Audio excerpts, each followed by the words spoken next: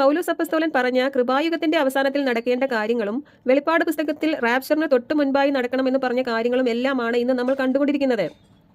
അതോടൊപ്പം തന്നെ ഇസ്രായേലിന്റെ ഈറ്റുനോവും അടുത്തടുത്ത് വരുന്നത് നമ്മൾ കണ്ടുകൊണ്ടിരിക്കുകയാണ്.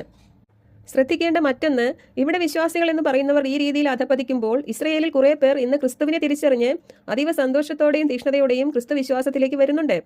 അതായത് 1-ാം നൂറ്റാണ്ടിൽ യഹൂദർ യേശുവിനെ തിരസ്കരിക്കുകയും ജാതികൾ യേശുവിനെ സ്വീകരിക്കുകയും ചെയ്തതുപോലെ ഇന്നതിന്റെ റിവേഴ്സ് പ്രോസസ്സാണ് നമ്മൾ കണ്ടുകൊണ്ടിരിക്കുന്നത്. ഇന്ന് ജാതികൾ ക്രിസ്തുവിനെ തിരസ്കരിക്കുന്നു, ക്രിസ്തു വിശ്വാസികളെ കൊല്ലുന്നു, യഹൂദരിൽ കുറേ പേർ യേശു ക്രിസ്തുവിനെ സ്വീകരിച്ചുകൊണ്ടിരിക്കുകയും ചെയ്യുന്നു. ഇത് മുൻപെങ്ങും കാണാത്ത ചില കാഴ്ചകളാണ്. ഇതെല്ലാം കാണുമ്പോൾ 5-ാം മുദ്ര കഴിഞ്ഞ് 6-ാം മുദ്രയും റാപ്ചറും നടക്കാൻ കാലമായിരിക്കുന്നു എന്ന് നമ്മൾ ഗ്രഹിക്കണം. ഇങ്ങനെ ഈ പ്രവചനങ്ങൾ നിറവേറുന്നത് കാണുമ്പോൾ ദൈവജനം കാര്യങ്ങൾ ഗ്രഹിച്ച് ഒരുങ്ങിയിരിക്കേണ്ടതുകൊണ്ടാണ് ഈ പ്രവചനങ്ങൾ മുദ്രയിടരുതേ, സമയം അടുത്തിരിക്കുന്നു എന്ന് ദൂതൻ പറഞ്ഞത്. അതായത് ഇതിലെ കാര്യങ്ങൾ അന്നു മുതൽ ഓരോന്നോരോന്നായി നടന്നുകൊണ്ടിരിക്കുകയാണ്.